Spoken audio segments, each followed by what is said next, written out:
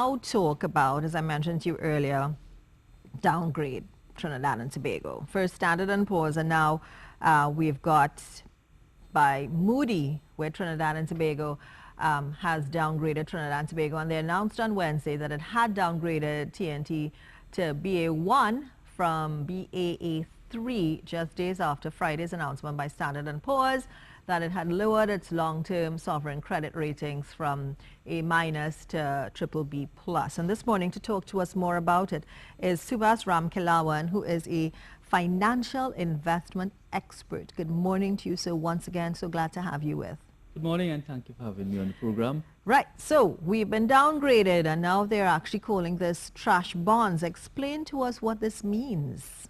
Well, in the international jargon, when a bond falls below a certain rating, it will be called a junk bond, not a trash bond, a junk bond. Junk bond. And so there are two ratings that have now come out in the past 2 weeks. One is from S&P, Standard & Poor, and the other would come from Moody's. Essentially, these are two of the top international credit rating agencies in the world.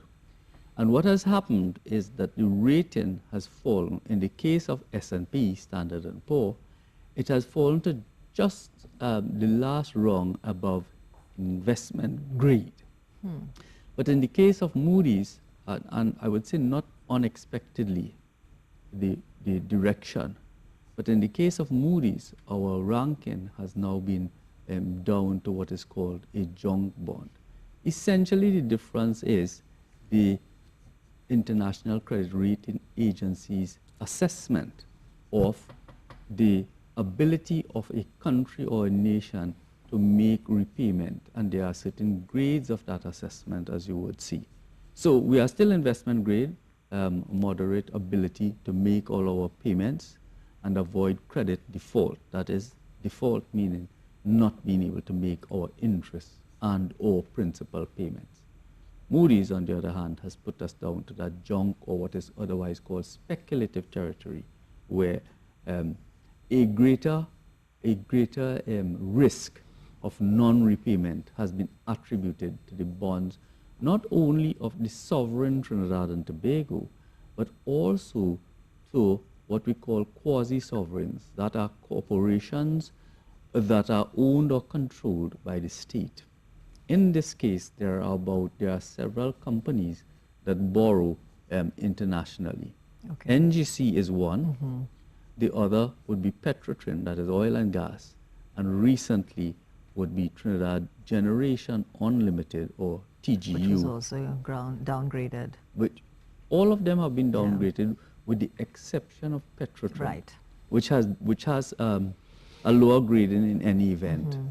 What does it mean? As I said, higher cost of borrowing. Why is that? Because there are a number of international institutions, pension funds, insurance funds, sovereign wealth funds, and others who will now not be able to buy a bond that is at this rating. So if they hold, they would be selling those bonds, putting more supply in the market. What happens with the demand-supply configuration? Prices fall.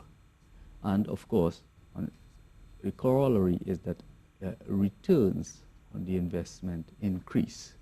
That is, people want a higher rate of return to be able to invest in these bonds. So going forward, we have upwards of $4 billion borrowed in the international market, which is about 14% of our debt servicing. And that servicing, or you have to put out more in US dollars to pay for your debt and so on. That servicing has been increasing, so that 5 years ago it was about 6% of the metrics, which is GDP, and now it is 14% of the GDP, which is debt to GDP. That is the external component of it.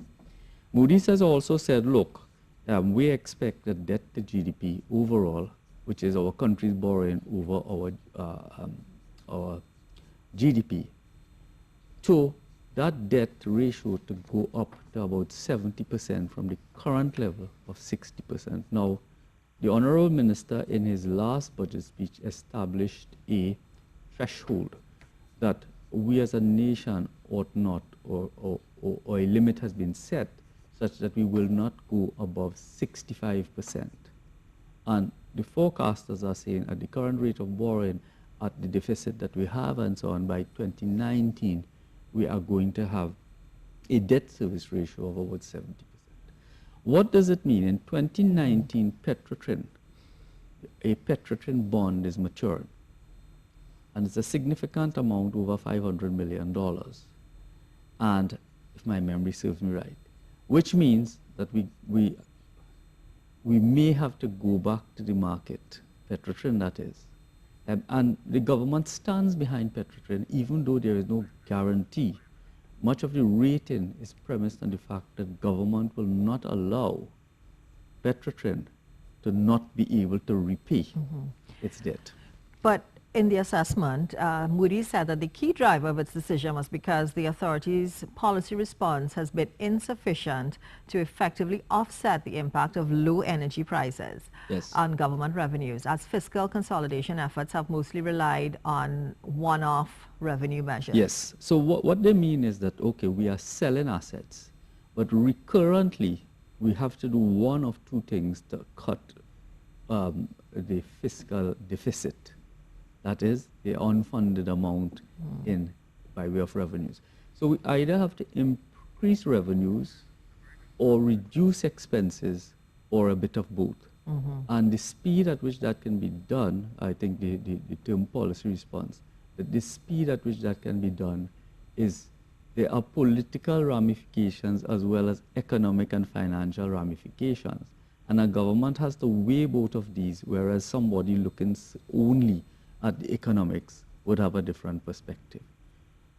We are caught between a rock and a hard place, meaning that if we very quickly adjust expenses in terms of transfers and subsidies, we will have to slash the social budget. We will have to reduce the transfers that we make to, in the main, to corporations that are not revenue generating, or that are not generating revenue to cover their expenses. And those are some of the issues that you would face, any government would face, I would say. So it is a national problem. It is a challenge that we face. How are we going to do this? At what speed we are going to do this? So you would see, for example, one measure, which is the implementation of the property tax, which is getting a lot of airplay at this point in time. My sense is that people are not saying, look, we don't want to pay so much another tax, but the timing of it is that things are difficult at this point in time, and cost of living and so on has gone up. Why now? But on the other side, it is because the need to close that gap is now. And Moody's is even saying that even though it's being done now, the effects of it, the positive effects of it, would not even be seen until possibly next year, is what they're also saying. They're also saying that that the government's dependence on the Heritage and Stabilisation Fund will continue.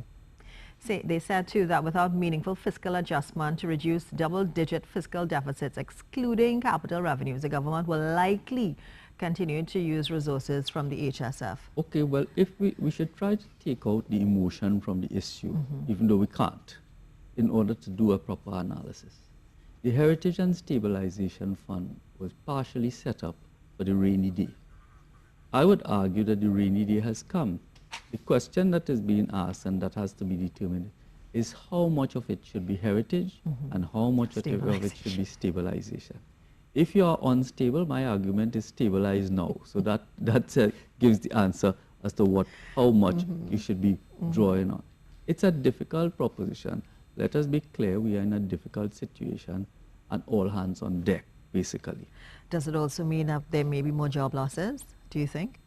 Well, on the ground, even though the statistics are not showing it as yet, you are getting the sense that there is more and more unemployment on the ground. So bottom up, you will see that coming up and feed into the statistics over time, because payments are not necessarily being made on time for jobs done. And therefore companies are being challenged to retain the level of staff or even increase, if at all, salaries, because what you're doing is you're setting yourself up for if difficult situations continue. Thank you, Mr. Ramkhelawan, for coming in and, letting us know a little bit more about this, explaining this to us a little bit more and what may or may not happen. Let's see what takes place with the economy as it is in Trinidad and Tobago. Stay with